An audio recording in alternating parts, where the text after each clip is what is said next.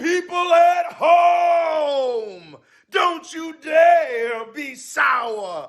Clap for Hammer the Point and feel the power. Yes. Yes, yes, yes, it's Hammer the Point, the best YouTube show about West Ham United. Yeah, that's right. And it features Ray and friends. You got to tune in right now. Everything related to West Ham United is right here on Hammer the Point.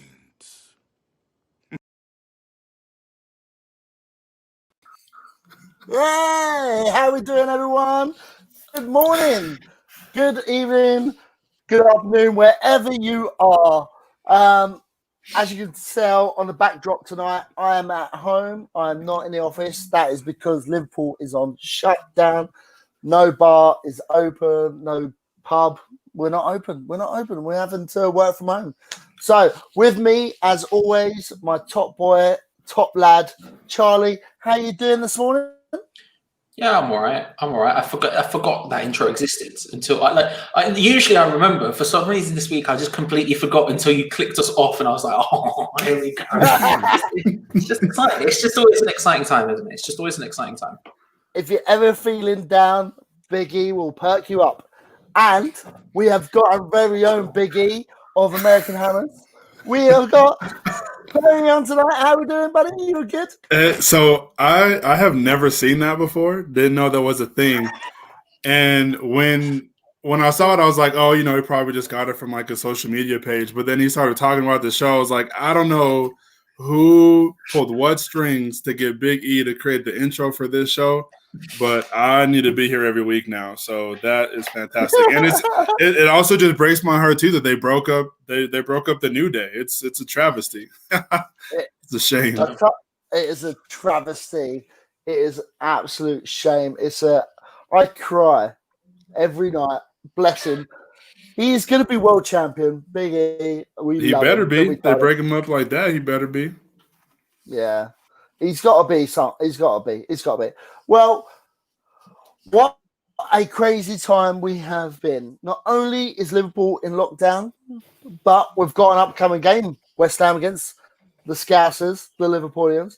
But before we get on that, let's talk about the Man City game. How crazy and how amazing is it for us to get a point? Charlie, we've already talked about this week, but what did you think of the game?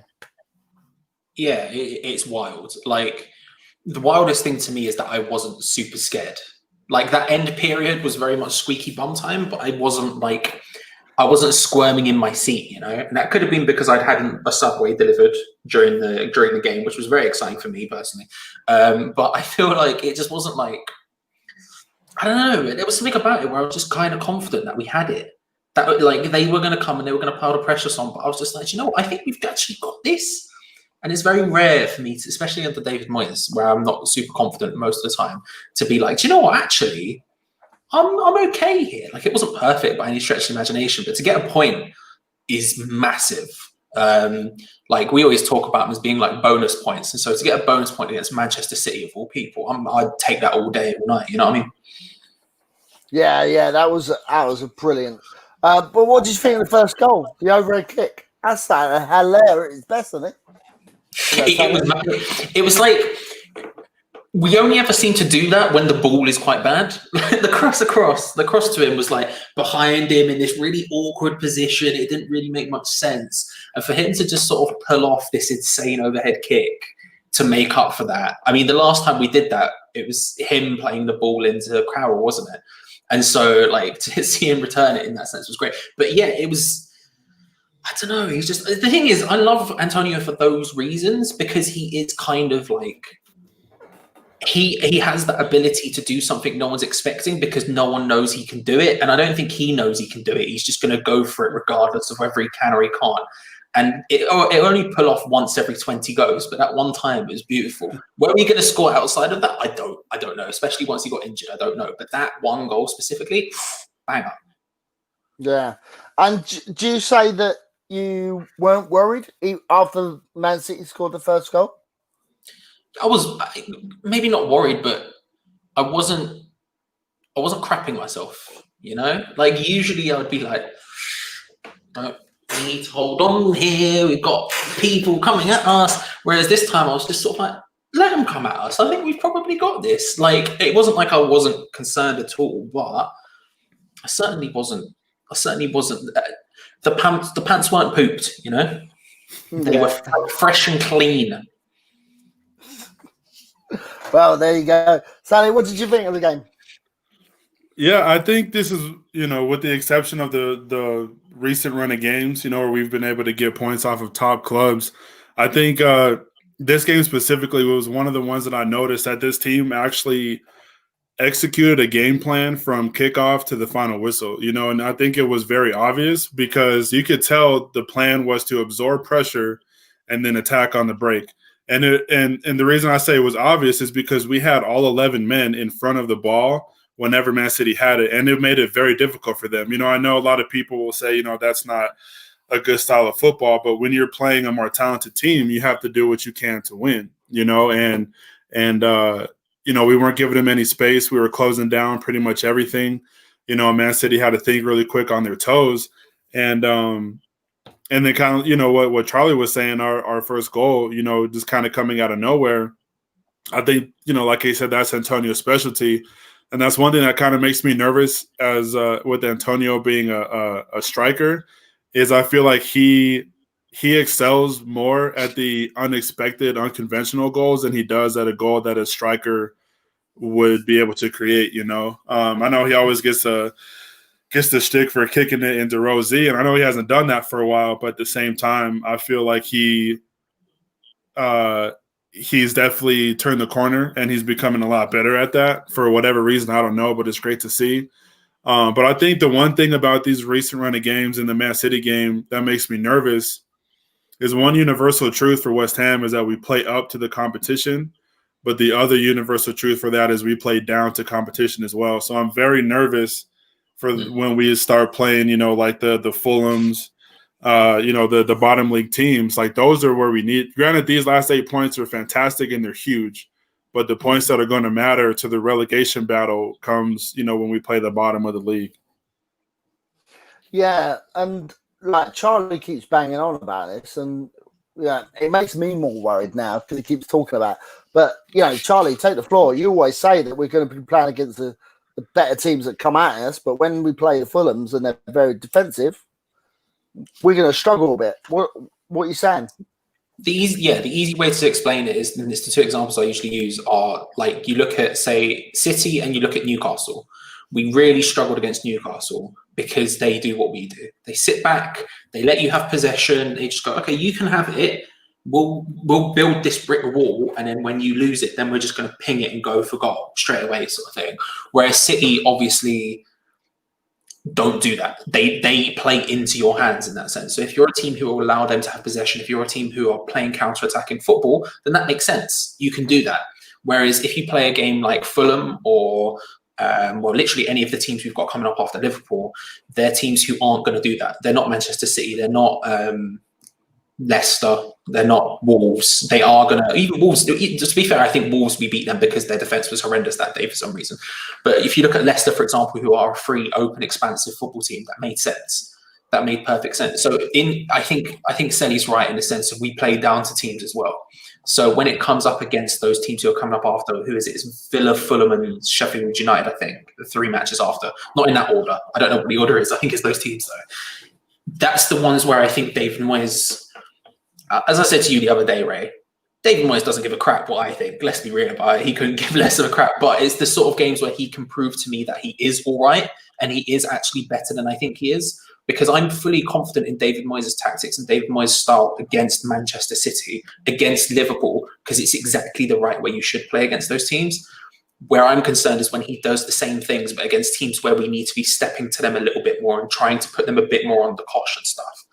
And that's where we come unstuck. So, but again, as I said to you the other day, I feel almost guilty saying that because I think it's a little bit unfair to sort of pop off at David Moyes for a game that hasn't happened yet. But I just have lots of evidence of him doing that. So I feel okay saying it. But We'll see what happens. I think the one thing about Mikel Antonio, just very quickly about what Selly said about why he's not skying them as much anymore. And again, it's something me and you, Ray, spoke about on Two Spanners, One Hammer, the Hammer Chat Patreon exclusive podcast, which you can get from the Hammer Chat Patreon.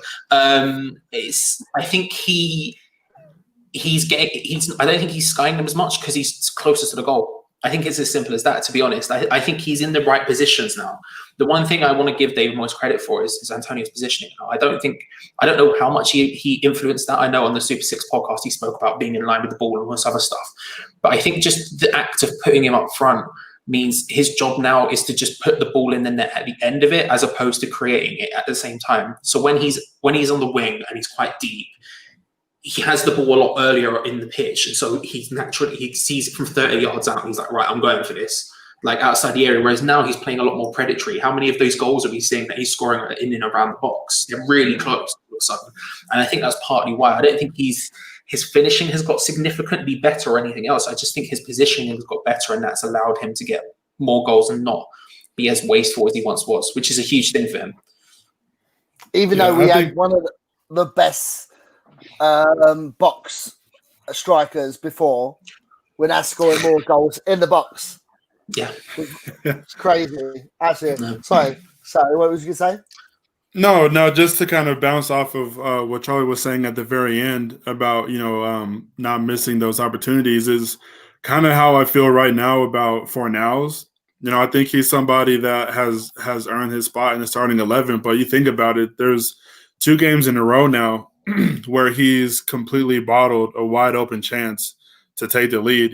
Granted, if everything falls the same and he scores that 4-foot header at Tottenham, we win that game. And the same if he takes a better advantage of his 1v1 versus Ederson, we win that game. So I think I don't know. Granted, it's all bang bang, and I think it might not be fair to say to him because the header, he was kind of flying in at the goal and all that. And the Ederson thing, Ederson did what he was supposed to and just come out and make himself big. Even though I think trying to go for the chip might not have been the way to do it. But regardless, it would be nice to just see him settle down, in those situations and kind of just take a second to just take his time. Like there's no rush.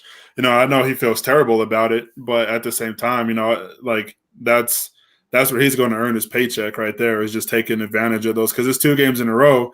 And, as football goes, is he's going to get more of those opportunities until he starts putting them in or he gets benched, So I think hopefully he can take advantage of it. I think with Fornals, it's weird because it's one of those situations where he shouldn't be the person on the end of those situations. It should be someone else. But because he's playing in a more advanced role on the wing, as he would be, say, as a centre attacking field or whatever, he's going to get more of those opportunities. And I think I don't see we need to afford him those opportunities. But like we saw, was it Leicester? He scored that absolute banger. The one where he was just, it's Leicester, wasn't it? Where he ran onto it and then just power drove it. And you're like, Jesus Christ. The control was beautiful. The finish was great. Like, I think it's one of those ones where we're going to we'll get some of those great finishes from him, but the rest of them are just, it is what it is. But it's because he's playing in a more advanced position, which is a shame because I think he's just better in the centre, but he's just too hard working to sort of drop, which is a pain in that sense. But I try to look at it more as a positive, just in the sense of at least he's getting in those positions and getting those chances, which means we're creating them and which means he's doing well, as opposed to why didn't he finish them? Although that is my instant natural reaction every time he does it. I'm like, oh, he's missed another one. No. Sorry, Ray. I interrupted you. But no, yeah, sure. You're always welcome to. But that's okay, I'll do it again now. So basically what I was saying. You slag. Don't make me get my French accent out. It will kill you off. Don't get the French accent back out. However, but what I was going to say is the whole point is for him to be in them positions in the first place. And, he's finishing, his timing will all come together. And I really like that. And the more we play Fornals, which kind of makes me worried about the whole Lanzini situation and some of the other players, Benrahma, where's he going to play? But let's talk about our upcoming game before we go on to all the other stuff. We have got Liverpool versus West Ham. The Scousers, the Northern Fuckers. They are playing against us. Charlie, what do you reckon we're going to do against them? Are we going to win against the Scousers? I don't know. I'm more. I think again. I think I'm in a situation where I'm probably a little bit more confident than most people because of the thing I keep banging on about styles. But my biggest concern is the Antonio missing. Like that completely throws our attacking side off. I'm confident at this point it's not going to be as bad as it should be. Like realistically, Liverpool should roll up and absolutely batter us off the park. Like they just should. Like Liverpool are so freaking good. Their front line is amazing. They've got so many good players. Obviously, they've got some key people missing in Van Dijk. I don't know if Alisson's back. Didn't they? I think they got another injury either today or yesterday or something. I saw people talking about it on Discord. I wasn't really. Don't start him, Fo. Don't start him. I was thinking of. I saw some people talking about it, so I don't know, but they should beat us off the park. But I'm relatively confident that we're going to be able to keep their amount of goals down. It's just about how we set up tactically going forward, which makes me more or less confident about whether or not we can get a draw or whether we can get a win. Because we spoke about it yesterday, Ray. I've spoken to other people about it during the day. I still have no clue how we're going to set up going forward at all. I'm sort of waiting to see what you two say before I put my neck on the line in any sort of significant way. Do you think it's going to be forced to change it, or do you reckon he's going to just keep it as it is and maybe put Haller in there? If it was a different manager, I would say he would change it. I would say he would put a different. He'd put a different style going forward out there. But because it's David Moyes, I'm sort of tempted to say I think he will put Haller in there, but not change anything else about the front line. I think it'll be the exact same, playing the same tactics, and I'm not sure that works. But don't know. Sally, what do you reckon? I'm not too sure how we're going to do against them either. I am confident in the sense that we, might not get rolled over, but I think a lot of this game, confidence is what we did last year when we played there, obviously in front of fans and everything. Granted, we lost 3-2, but, if it wasn't for a horrendous mistake by Fabianski, we get a draw out of that. We were up 2-1 with about 20 some odd minutes to go, so I think that's a big confidence boost right there. Granted, the last game we played against them there and this week is two completely different things. But at the same time, not many teams went up to Liverpool last year and pressured them like how we did in their own stadium. So I think with some additions from that team and with probably honestly a better form than we're in now than we were then, I don't see why we don't go up there and give it to them.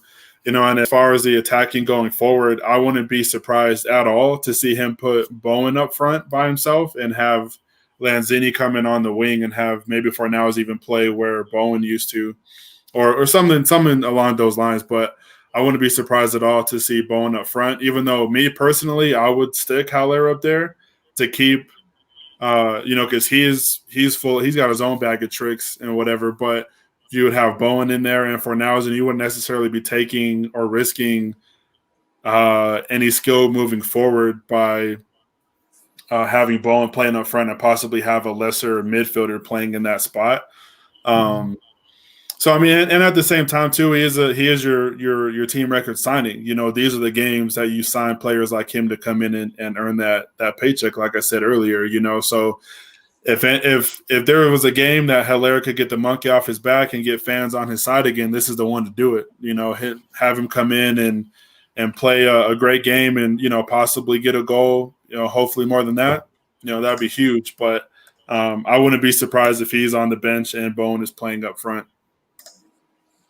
Yeah, you make a good point there, Charlie. What do you reckon? Do you reckon because he didn't bring Haller on straight away as a striker and put Bowen in the middle, is that something he looked at and thought was a great opportunity? Or do you reckon he just looked at it and thought, I'll see how it goes for like 10 minutes to maybe play that in the future?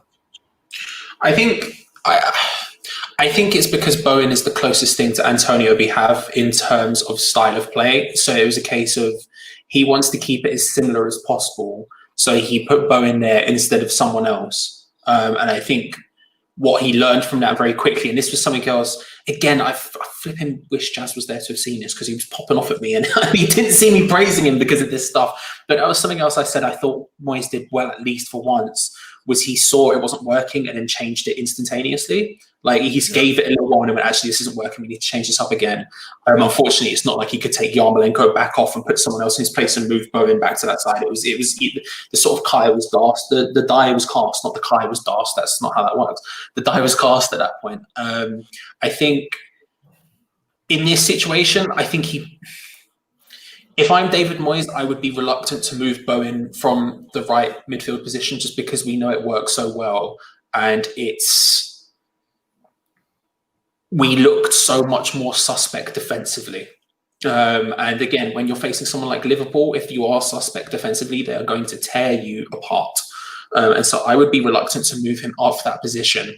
But again, I have no idea what that means for the rest of the team. I really can't, because they didn't support the manager in the market. We didn't get the replacement for Antonio that we needed, the guy to be back up to Antonio stylistically. We now have to sort of fit the puzzle pieces together in a weird way. And I don't know what that means. Yeah, one thing I'm definitely looking forward to in this game is just seeing when Benrahma comes in, because I do think that he plays this week. And he, I've said it not specifically to you guys, but to other people, that Benrahma, just based on the skill that he's shown for club and country, he could be our next Payet in terms of like game-changing ability. Maybe not necessarily to that degree. Like I don't want to put him on that level just yet, but at the same time, I think he's shown flashes in it. Because Brentford, they were that close to getting promoted last year. So and I know he was a big reason for it. But regardless of comparisons, I do want to see when he comes in, if he comes in, and what he does, with this first game being against arguably one of the best teams, if not the best team in the world. But yeah, I agree with what Charlie was saying. I think you do miss a lot if you move Bowen out of that spot. So I think, you'd be doing an injustice to the club if you didn't start Haller, especially like how you were saying, we gave away, RIP Big George and pretty much anybody else that could have filled up that spot. So, I mean, you have to go with Haller at this point. I don't think you really have much of a choice outside of that. Yeah, I'm kind of thinking like you guys are making good points, and like Sally, I'd like to ask you this question: do you reckon Haller, his performance against Man City, maybe he's trying too hard to impress because he's probably lost the opportunity for Bowen to go into the centre and claim his first start of the season against Liverpool because of the way he played and how good he was? What do you reckon? You're saying so specifically for Haller? No. So for Yarmolenko come in, his passing was awful. He's touch. He didn't have a good game, Right? And we all have games like that. So do you reckon Yeah. because he didn't have a good enough game, he's probably said to Moyes is now thinking in his head, well, I can't start Yarmolenko there and then put Bowen up front because Yarmolenko didn't have a good game. So I've got to start with Haller.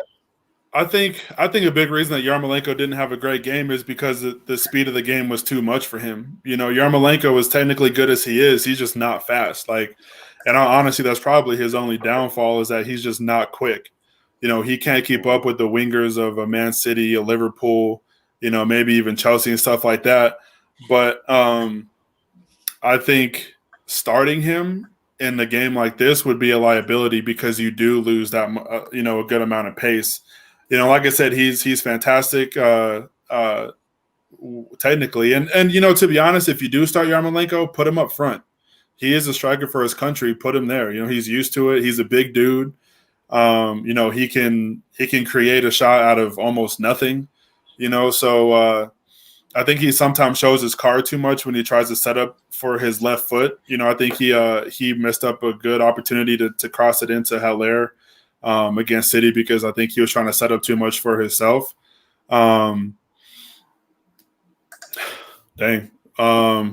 But either way, I think I wouldn't start him at all because he's just too slow to keep up. Yeah, I agree. And to be fair, what Vernon just said is true. But I also think Haller was actually, sorry, not Haller, Yarmolenko was actually trying to do stuff. And I just don't think it just come. It was just one of them games where he was trying to do stuff and it just didn't work. It just didn't come off. What did you think, Charlie? Yeah, I agree with you there. I think it was just he's had so many good games previously, and it was one of those ones where it just wasn't happening for him. There was that back pass situation where he was sort of going back and back and back, and then eventually sort of passed it into their thing. And that was a situation where I was looking at it, and I was like, no one's really giving him options. He's sort of looking for someone to bail him out a little bit because he's in a corner and it wasn't happening, and he ended up having to do something a bit risky to try and solve that. I hear what people say a lot about his pace. I personally don't really have a problem with it because I just think that's not his game. But I think you have to sort of work your way around that instead. There are ways to work around it, and I think with our system, the winger needs pace. I think the winger needs to be. You can't have, or at least one of them does. And if you've got him on one side and Fornals on the other, you've not really got any massive pace there. And if you put Haller in the middle, then all of a sudden you've got literally no pace up front at all. So I think at least one of those people needs to have it, or at least two. So I think that's his problem. But I mean, when you look at him against, say, Tottenham, he came in and was unbelievable. Some of the little chip through balls, stuff like that. He's got it in his locker. It's just about finding him with the ball in the right locations and not trying to play the pass to Bowen that you would play, if you see what I'm saying. But yeah, I think it's difficult. We've got so many wide players, as per usual, that I don't really know what happens. And if it's a case of Yarmolenko starting up front, I would probably rather start Haller. But I don't know. Again, I'm still sitting on the fence solidly until I've made my mind up in about 10 minutes. Yeah, I kind of feel like if you start Yarmolenko up front ahead of Haller, that's got to be a slap in the face for Haller, isn't it? What do you reckon, Sally? Yeah, no, I would agree. I mean, I think one thing that was unfortunate for Haller is he got benched and then Antonio just got hot, at the end of last year, just kind of out of nowhere. I don't think anybody expect Antonio to be the leading scorer at the restart, but it didn't help Haller's chances of starting, because you're not going to take out your hot hand. But at the same time, I do think if you play somebody that we haven't played as a striker traditionally over him who is a striker, I would 100% see it as a slap at the face. And I think regardless, I wouldn't be surprised to see him go in the January window, which I guess actually I would be surprised unless we bring in a striker. But, it's obvious that Moyes doesn't see him fit for this system, whether that be because of his speed or his work rate, or he just doesn't fit.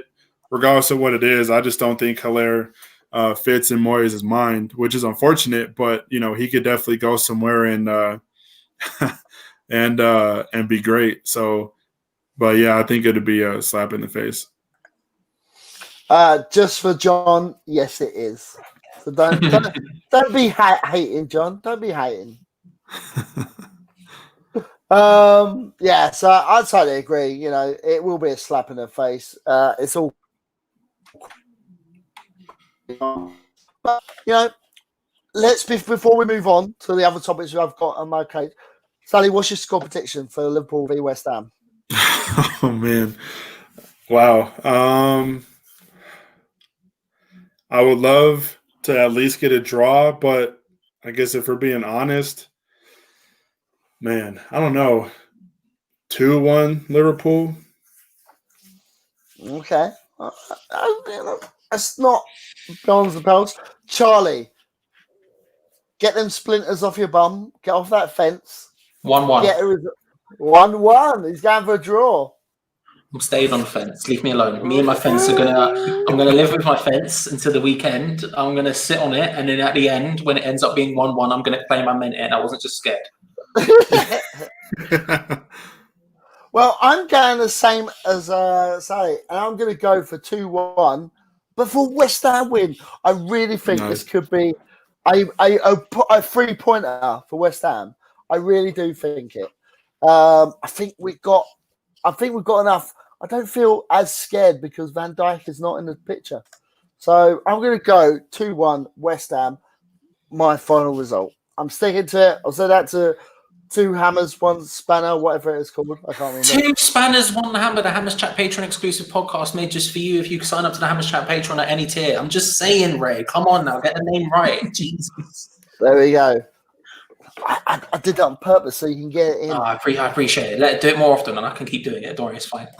What? Why we also plug in stuff? Don't forget to go to our Twitter page, American Hammers Network. Go to the shop. Unfortunately, I can't put it in here because my internet is not the amazing that it is in Liverpool. So, but don't forget to go to the shop, buy the t-shirts, get it all done, dusted.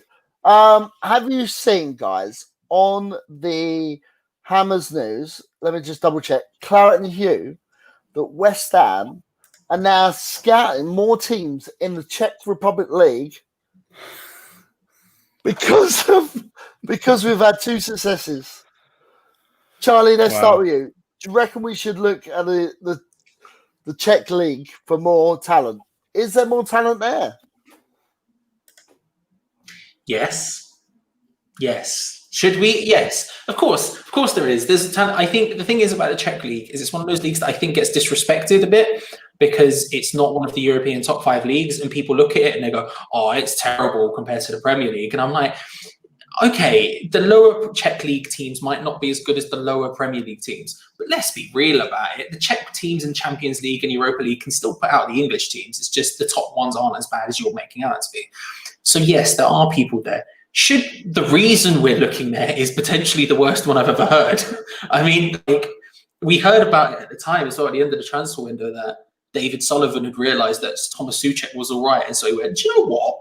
Let's just have a look for some more Czech players, shall we?" And it's the most stupid thing I've ever like. It's just wild. It's just absolutely wild to me. That's like you hiring an accountant and you've hired one from Barnsley and he was all right. So you went, "Do you know what? I'm going to hire another one from Barnsley," as if that's the reason they're good. It's like, no, you dipstick. But I mean, yeah, it is what it is.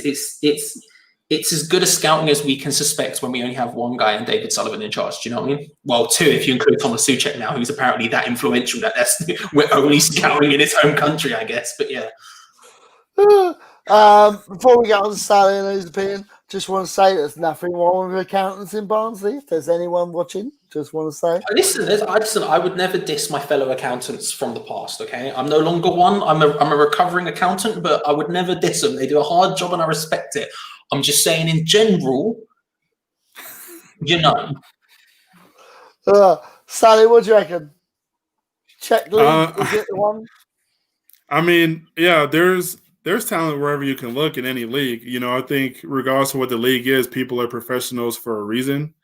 You know, so I think whether it's a league that you watch and respect or whether it's one that you don't, you know, people don't become professionals on accident. I mean, whether or not we should, you know, bring the Czech Republic All-Star team to West Ham, yeah, who knows? But if it works, it works. You know, because I wouldn't be surprised if we're the only ones looking there, you know, in the Premier League.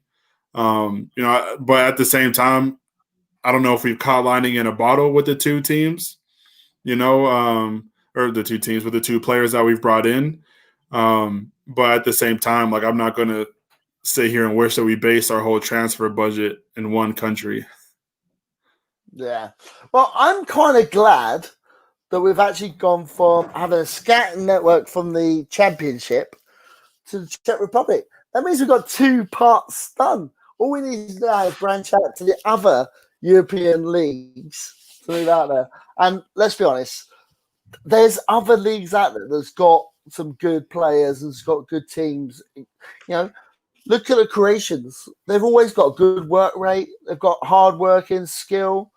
Why are we not looking at other leagues like that? The Belgians. Look at how many Belgian players are coming through. You got Hazard. You got all them. So branch out, West Ham. I love that. Look at the Belgians. They've got Hazard, You know, other players. The number one country in the world. You just name one player. Deep knowledge from Ray Borum there. God, Wow. you could have literally named the other Hazard, but no, you just went with what?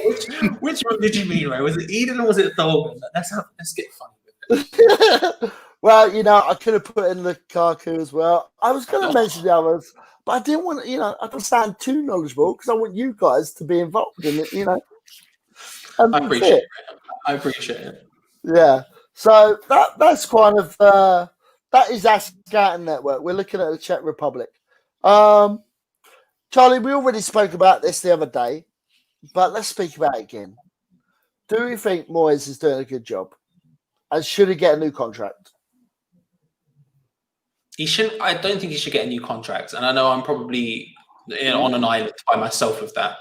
I don't think he should yet. I think there's no rush on David Moyes to give him a contract. I think we always seem to rush into these things and do stupid, rash stuff. And when we have no money, I feel it's probably a little bit premature to be thinking about giving him a new contract. I think in reality, there isn't another club in the Premier League that's going to be going, David Moyes, let's get Moyesy in. Like I don't think anyone else is thinking that. I think in reality, we should wait until the end of the season to reevaluate. Depending on how he finishes, then maybe revisit and go, okay, well, we'll offer you a new contract now, whether it be 2 years with a third year or 3 years with a fourth or whatever the hell you want to work it. I would personally wait until the summer for the contract thing, just because it could all go belly up and we get relegated quite easily. But is he doing a good job? It's a question I don't feel comfortable asking, like answering. Like he's getting the results that none of us thought he would potentially get against a lot of the big sides. Because even me, who thought that the stylistic matchup would work, I didn't think we'd be anywhere near as good as we have been. So in that sense, yeah, he is doing a good job. I can't really criticize him too much. I mean, there is the ever-present substitutions problem. There's the ever-present in-game management, all that sort of stuff that we can talk about. But in general, yeah, he is. But he is also, I don't know. It's very difficult because there's very much two sides to David Moyes, and it's the results he's got on the pitch recently, but then there's everything else he's still doing. That's still David Moyes for me. Like, you know, accepting David Sullivan's transfer targets, doing like still formulating his transfer targets with a week to go in the second transfer window. Like, there's a lot of this sort of stuff where you're like, pick up the pace, Dave. You can't hang around all day, sort of thing. So it's very much a mixed thing, but really when it comes down to it, I mean, what matters most is the results on the pitch, and we're getting them. So fair play to him. But contract-wise, no, I still wouldn't come anywhere close to even thinking about giving it to him until towards the end of the season, because I just don't think there's any rush. There's no point. Ooh. So what game would you give it on? Week 16, week 38? Honestly, personally, I would wait until the end of the season. But I understand that's a bit of a madness. I would literally wait until whatever the last game is. I don't know what it is. I can't remember. But just say, and I'd literally sit him down at Christmas, whether it's now or at Christmas or whatever, and just say, "You're doing a great job, but we're waiting until the end of the season." Like, and I think the problem when we brought him in, he had no position of power. Like, I thought he would have had some bargaining chip somewhere to pull out, but if anything, this transfer window has convinced me that there still isn't any power in his hands. So just say to him, look, we'll wait till the end of the season. If you get us above a certain position, whatever it is, then we'll revisit it then. Say if he gets us above 15th or whatever, then we can revisit the contract situation. If you get us above 10th, then we're definitely going to revisit it or whatever. But that's how I would deal with it. But I don't know. I just motivation for it. Yeah, because who else is going to hire him? Name another Premier League team that's going to hire David Moyes. No, I don't want to be harsh to him. I really genuinely don't, because I think he's doing a very good job right now.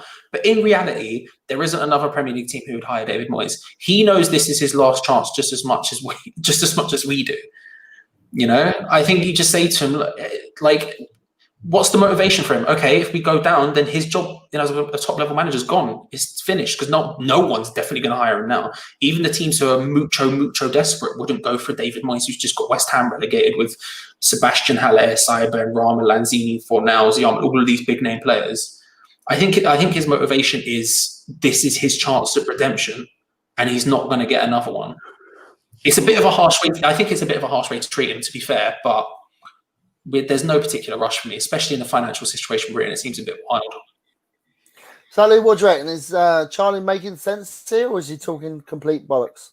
Probably the Yeah, latter. no, he's making sense to me. I mean, I'd be on that island with him too, in the sense of not giving him a contract just yet, But I'll state different reasons just for conversation's sake.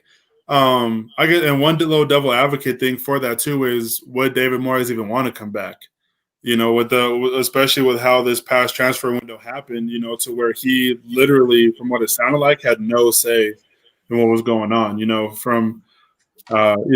scouted or we were targeted with over 100 some odd players. Whether that's true or not, I don't think David Moyes really had any say in who we brought in or who we let go. And the whole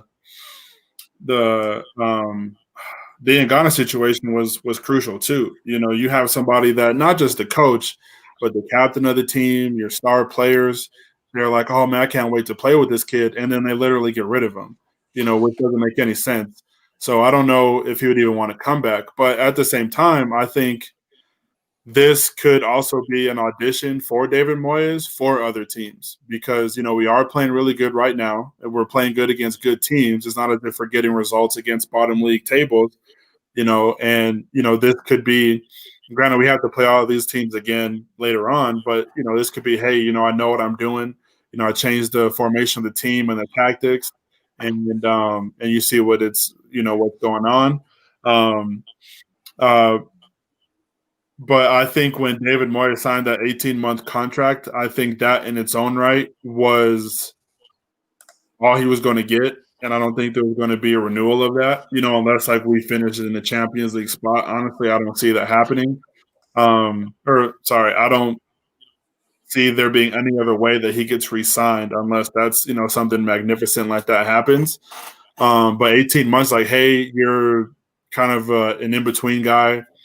We're just going to give ourselves some time to wait the last minute to look for somebody else to replace you. But yeah, no, I don't see it. If we're safe by, early next year, maybe they'll start talking about it.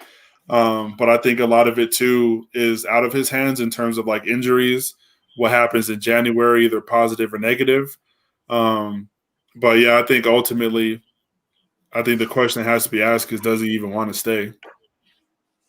I've got a question for you guys. Do you not think that a Premiership manager of David Moyes' criteria wouldn't pick up a bottom tier Premier League team?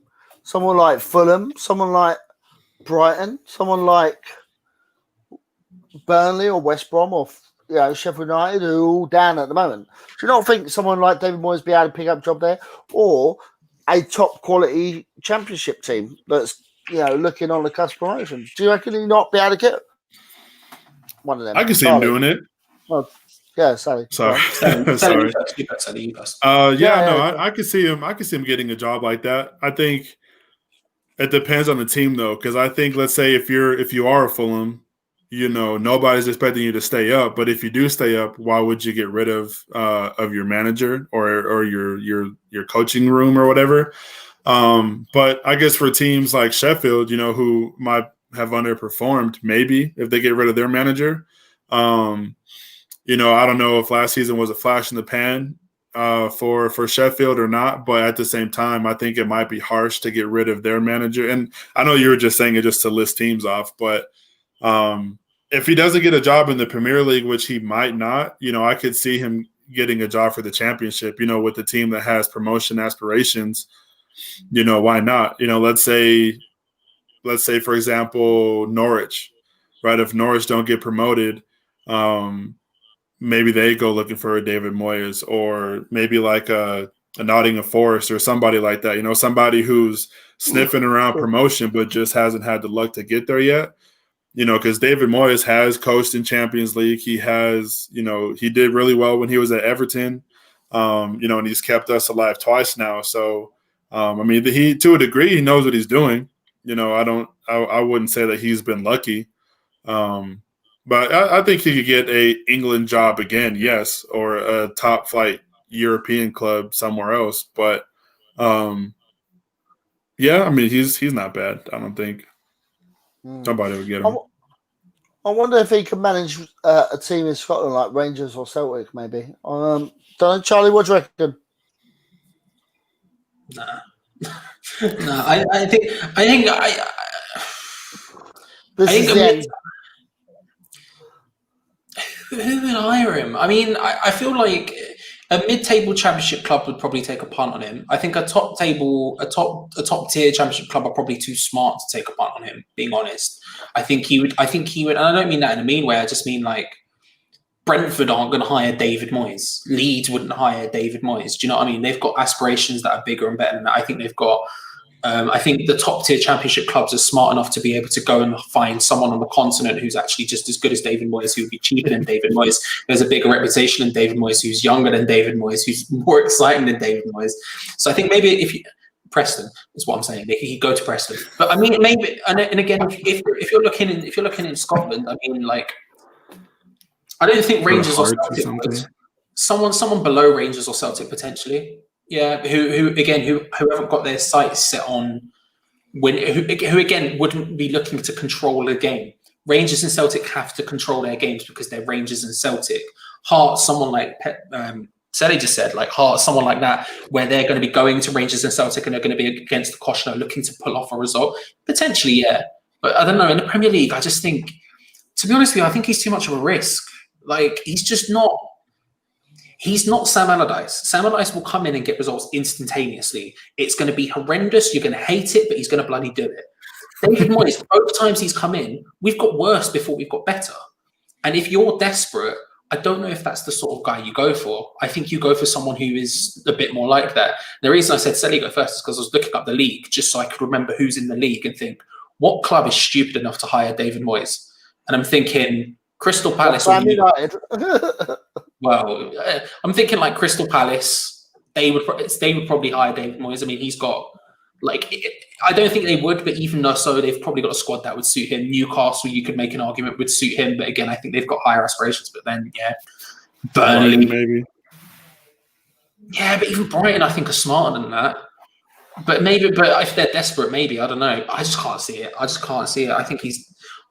think he's done at top level management if he doesn't do a job at West Ham, unfortunately for him. Which sucks because you think one most in demand managers, but it's just the way it goes. He's flopped ever since Everton. So, do you think that David Moyes is one of those coaches that you would hire to be if your team's mindset was like, let's just finish above relegation and somewhere around the middle every year, and we'll be fine. Like we're not in any worry of going down. If we get a top 10 spot, it's a great year. But other than that, do you think that's kind of his MO now? I mean, potentially, yeah. I think the problem with David Moyes is like, since Everton, he's done literally nothing right. And I understand the argument of he saved us twice and all this other stuff. I would potentially argue against it. But if you're looking for someone who's going to do that job, I think there are better options than David Moyes. I think the fact that we got him was because no one else would take him. Like, the only people who even came close to him after us were Everton that one time. And then they were like, oh, wait, hang on. Carlo Ancelotti's here. And that was a genuine, like, at one point, that was the only person who's even come close to looking at him since West Ham. This time, I think he's got a bit, he's starting to build a bit more of cachet for himself. And I think it would depend on how this season went. But in a realistic sense, I think we do give him a new contract I think he gets a new contract at West Ham if we stay up. I think that's all he needs to do. And I think he will get a new contract at West Ham, potentially. I've said this to you, Ray. I do think they're looking for another manager long term. I think the summer might be where they pull the trigger. But realistically, he's probably staying with us if we stay up. And I think we are staying up. But if he leaves, that means we've probably got relegated. And if we got relegated, there's zero chance anyone would even go near him because he's got Sunderland relegated. He's got us relegated. He flopped at Sociedad. He made Man United horrendous. Like, there's so many black marks on his like recent checklist that it just seems like a wild movement for anyone to make, really. But I don't. Yeah. Well, in defense with Moyes, I'm gonna defend him a little bit, even though, yeah, I'm a bit unsure myself on what I would like to see him do. Is at the beginning of the season, he said this Sunderland team's going to get relegated. So he was actually quite honest and open for the beginning of the season. I actually remember that, and I was thinking, wow, what does that say to the change room? Is that a good thing? But then they got relegated. So was that a shout to the board? You need to get me players because I'm going to get relegated with this team because they're shit. They're not good enough. I also saw a stat where David Moyes did as well at Man United as Jose Mourinho at his stint. So it's kind of like he was. I'm not saying he's as good as Jose Mourinho because I really like Jose, but like his win percentages and his results and position was quite similar, and yet Jose had a lot more money spent on his team at the time. So I kind of want to defend him in a little way of that. I don't know if you guys are aware of them stats. Yeah, I know the Jose Mourinho one, and I think the counter argument to it would be he dillied and dallied in the transfer market forever, and then ended up he went in for, I think it was Fellaini. He went in for Fellaini and Baines, and then balked at the price, and then went, oh no, we're going to go find someone else. Then took the entire transfer window to try and find someone else. Realised he couldn't find anyone else because he's David Moyes, and then went back in and paid more for Fellaini than he was going to in the first place. So I'd say he's actually to blame for a lot of those things. I think one of the other things about his time at Man United is, I think everyone talks about it being a poison chalice, and it 10,000% was. And I think that's totally fair. And I do think it's very unfair to paint him in a negative light because of his time at Man United. Because, like you say, I think his rate was better than, it was just as good as Mourinho. It was about the same as Van Gaal as well, if not better than that. The team was better potentially. I mean, he had the title winning side. They literally just won a title and he dragged them down. But I do think it is potentially a little bit unfair. But then you have Sociedad, then you have Sunderland, then you have us the first time, and it's like, I don't know. There's a lot of black marks on that. But I do think I think the Man United thing potentially is very unfair because he came in and it's Alex Ferguson, man. What are you going to do? Like the same thing happened at Arsenal. The same thing will happen anywhere else. There's a long-term manager that disappears like that in modern-day football. It's just you go from one thing to another, and it's just a bit pissed. But yeah, don't get me wrong. I do think a lot of the time I am being slightly unfair to David Moyes, but he's just It's with good reason. As long as you're saying it and not me, then it sounds like it's okay. Sally, thank you very much for coming on to the show. It's always a pleasure to see you. Man, it's good to be Charlie, here. Thank you. Always a pleasure to have you on, my wingman, on every show that we seem to do. All of them. Thank you very much. Thank you very much to everyone in the chat room. Loads of comments. Please give this video a nice little like. You know, it only seems to do well when we got Rebecca in the group, so I want to try and do well with that. So let's give a like for Big E, if anything else. Exactly. Give it a thumbs up. I'll see you guys in the chat. Good night, everyone. Good morning.